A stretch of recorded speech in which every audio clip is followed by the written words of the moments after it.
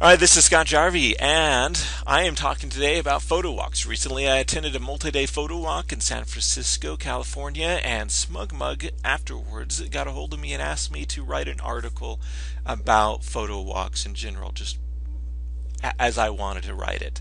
So I wrote that article. I put the description down below. SmugMug has published it, and I thought to myself, yeah, sure, that'd be cool to write the article because I can do a cool video to go along with it. So, and I'm going to be, as I'm talking, I'm going to be showing off some of the pictures I took at the San Francisco photo walk and giving off some tips about photo walking and showing some other photo walks that I've been to.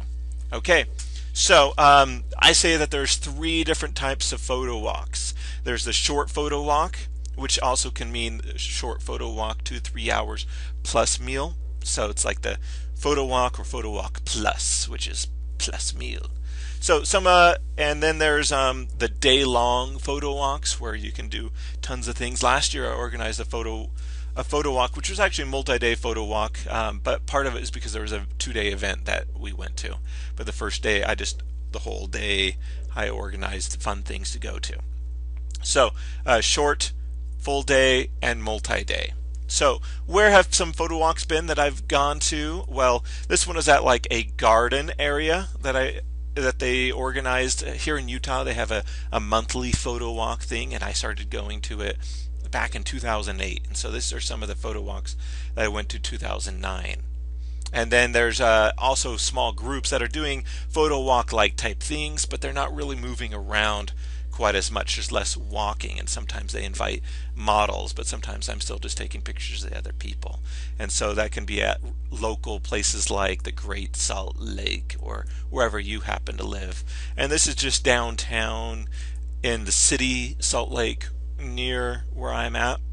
So they've also done photo walks at places like museums. This was a car museum here, and they had a bunch of cars, and you can see what I focused on that day. And then they had like a studio photo walk where everyone just came to a studio. They had 6 or 7 different lighting displays, and people get to go to them, and there was hundreds of people. And you can see how I focused on it was just kind of like the interaction between photographers and their cameras. And then the more typical photo walk where you have one location and you walk from that location to another location, and when you get done with that, then you go have dinner or something to that effect, and that's the photo walk, and it's just a few hours. And this was one that I did in San Francisco right about the time that Google Plus started, and I met some cool people there. So I've organized a couple of small little get-togethers. I didn't want them to be too huge, and this was in DC when I was there for a month in 2011, and just kind of told a small group of hobbyists that let's go do a photo walk around the mall. And then smaller photo walks where I ended up taking basically no pictures of anything but the photographers that came with me.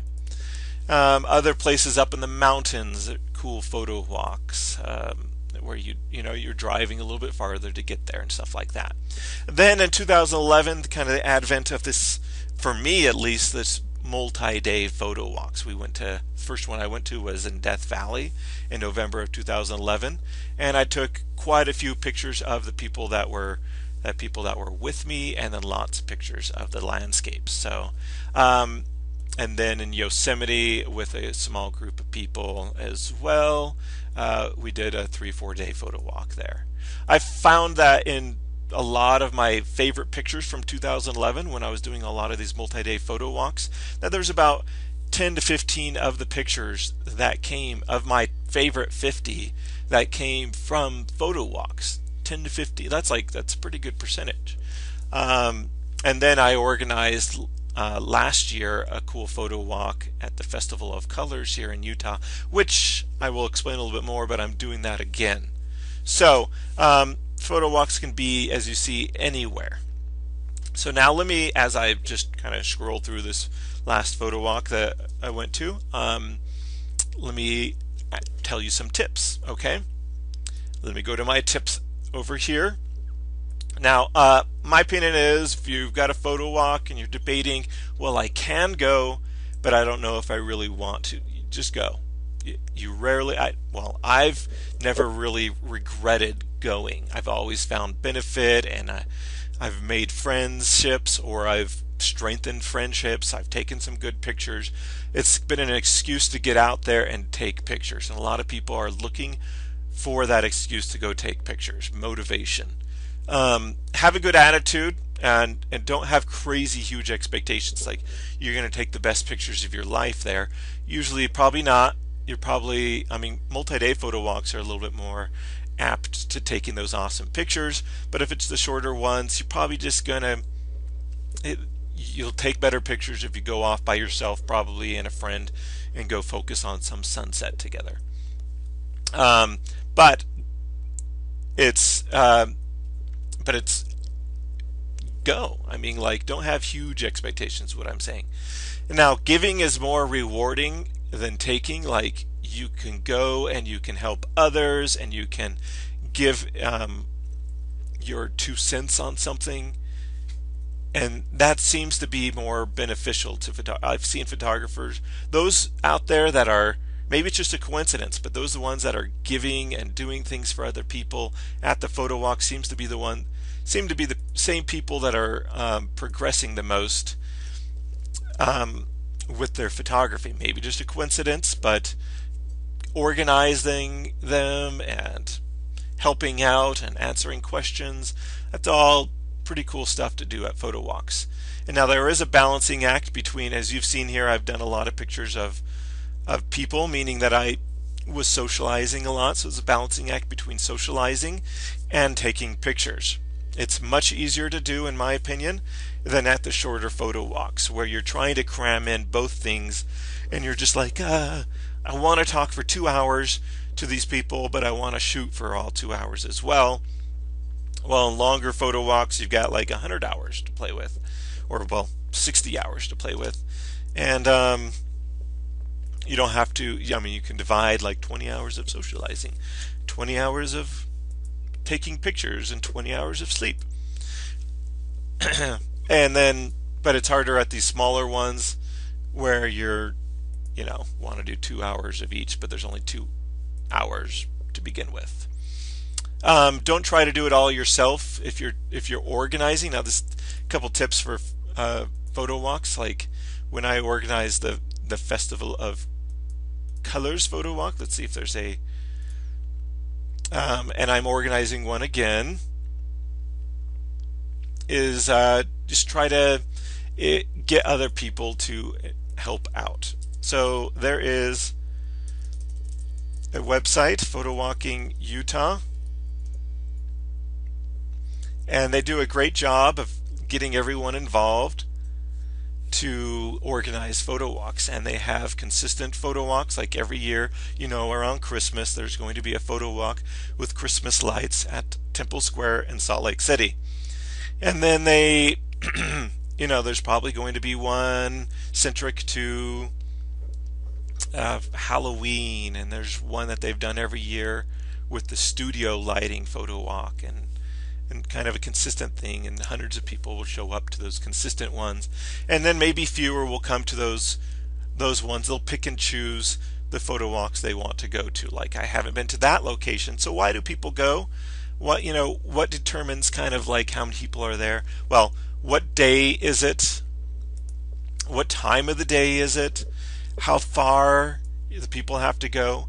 In the San Francisco photo walk, we went to the last location we went to. It was hours drive, but people had dedicated that weekend, and those that wanted to dedicate that weekend showed up.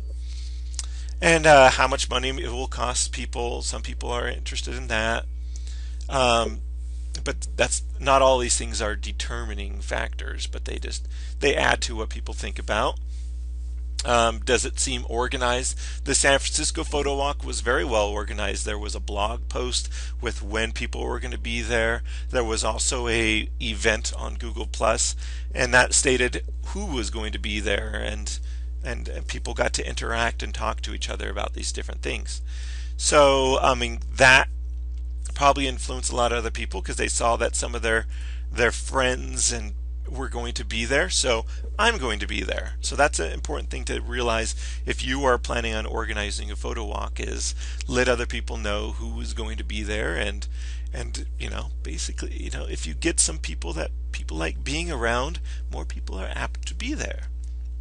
Now, also, what the weather is going to be like. One of the days of this multi-day photo walk was very rainy, and at the beach that we were scheduled to be at, there was maybe 8 to 10 people, where just previously we had gathered up with like 30, 40, 50 people, and the next day a lot of people as well. And at this location we had more people than I could count. So weather does make an impact, and if the location perhaps has been overdone, someone will say, hey, I've already been to this cactus and tropicals place, we already did a photo walk there, I'm not so interested in going again. But that's not always the case, because there are photo walks like well, I've done ones at the Salt Lake Temple, and people will come back every single year.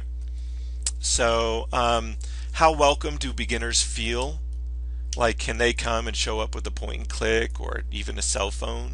I know there's photo walks that people do that are all just Instagram photographers. So Insta walk, I guess is what they call them. And there'll be a decent group of people showing up, and beginners feel welcome. Is there a chance for people to learn? Is how far in advance is it planned? Sometimes even the short photo walks are still popular. Now, I started doing photo walks back in 2008, and it was an event that I was already planning to go to. It was a balloon launch, and I had gone to it years before, and I was going to go to it anyways, and I saw a message on Twitter. I wasn't part of Photowalking Utah at that point, but I saw this message, so I said, yeah, I'll go. And then I saw that they were organizing themselves over on Flickr before Facebook was terribly popular, and before they had groups, events, and before Google Plus existed. They were organizing themselves on Flickr, and so I went to a couple more that year, as you see here. And I knew that there were some photographers there that I really wanted to get to know better, and I became good friends with a lot of these people, and still really good friends to this day, even if I don't go to, I'm not around as much to be able to go to them. And then I got to know, then they did this full day photo walk. So the short ones I got to know a lot, and then there's been a couple of long ones that I've gone to, and a couple of these more centric ones where they're just like, let's practice strobe lighting, flash lighting at these photo walks. And like I was talking to you earlier about these kind of Christmas centric photo walks, and I'd take pictures of the people. And that's what you need to think about. Like, what are you going to go and take pictures of? Are you taking pictures of the location that you're going to? You're taking pictures of the people, or you're just going to kind of focus more heavily on socialization? I encourage you to find the longer multi-day photo walks. They don't happen a lot, but if you really are interested in taking a lot of really good pictures and meeting a lot of people, those multi-day photo walks are great. So anyways, so I'm doing here's an example. You don't have to go. I don't really care if that many people go. There's already 46 people coming, and maybe about 60% of those are coming from out of state. I did it last year. It's the Festival of Colors photo walk. The Jarvie walk is what they called it last year, and so we're going with that. Might as well, like my name. So Jarvie Walk 2013, and so as an example, the first day I'm going to be going, and you can do a hashtag search like on Google Plus for hashtag Jarvie Walk, all one word, and you can see the pictures that people. In fact, let's go take a look. So hashtag Jarvie Walk, and you can get an idea. And you can also put hashtag DV 2011, and that will bring up the Death Valley multi-day photo walk and some of the pictures that people did. So you see all these different people posting up. Some of them are mine, and some of them are a bunch of other different people. But we got early in the morning. We did these mountain pictures. and then we went and ate, and then we went to Park City, and then we went then we ate, and then we went to downtown Salt Lake City, and then we did sunset there, and then we ate. So a lot of it has to do with eating as well. So organize some really cool eating opportunities. So what else do I have to say about Photowalks? Read the post, because it's a little more organized with like specific tips on what you should do, my thoughts on multi-day photo walks, and some things to think about if you are going to or organizing a photo walk. And if you would like to, there's still obviously room. You can come to the Utah Photo Walk. It's not like I make money or anything really out of it. I'm just having fun and providing a great giving back to the community, an opportunity to go to a photo walk and see a multi-day one, and organize some. Meet up with people. Don't think that you're going to take the best pictures in the world, or have the best friends in the world. You still have to work at that and maybe go a bunch and just give it some time. And those are some of my thoughts. I'm looking back over here at my notes on photo walks. I will post a couple of links to galleries with some of my photo walks, and the link to the event page. And I hope you enjoyed this. And tell me down here, what are some of the favorite photo walks that you've been on? That would be pretty interesting. Okay. And I can't really link in the description pictures. I don't think YouTube lets you put links in there. But tell us and how we can find them, maybe. And that's my thoughts for photo walks, and I hope you enjoyed this in the article. And stay tuned for another vlog one of these days.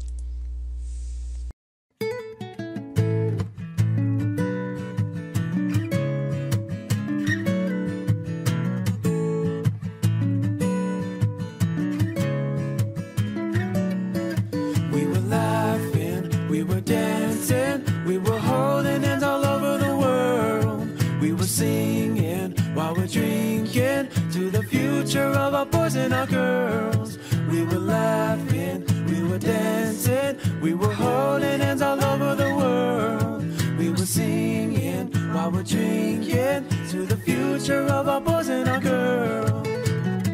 I'll raise my glass to a newfound hope into the life of a child who is trying to cope. So I'll throw $1 at a bottle of water, knowing I'll probably make a difference for my daughter tomorrow. I'll save a life, nah, maybe a few, now that I finally found a cause we can all drink to. And you should probably do it while the feeling is right, cause this might be the secret to the meaning of life. We were laughing, we were dancing, we were holding hands all over the world. We were singing while we're drinking to the future of our boys and our girls. That's right. We were laughing, we were dancing, we were holding hands all over the world. We were singing while we're drinking to the future of our boys and our girls. Imagine this, a playground with kids on every corner, and a fire hydrant somewhere where you're playing in the water. A lemonade stand that was made for your daughter, and a couple of refreshments placed in perfect order. Now all of this is possible with hydro double oxygen. As soon as we are optioning our lives to be better men, apply our minds to be clever like a veteran. Raise up your cups to the next generation, and we'll be laughing, we'll be dancing, we'll be holding hands all over the world. We'll be singing while we're drinking to the future of our boys and our girls. That's right. We'll be laughing, we'll be dancing, we'll be holding hands all over the world. We'll be singing while we're drinking to the future of our boys and our girls. That's right. We'll be laughing, we'll be dancing, we'll be holding hands all over the world. We'll be singing while we're drinking to the future of our boys and our girls. That's right. We'll be laughing, we'll be dancing.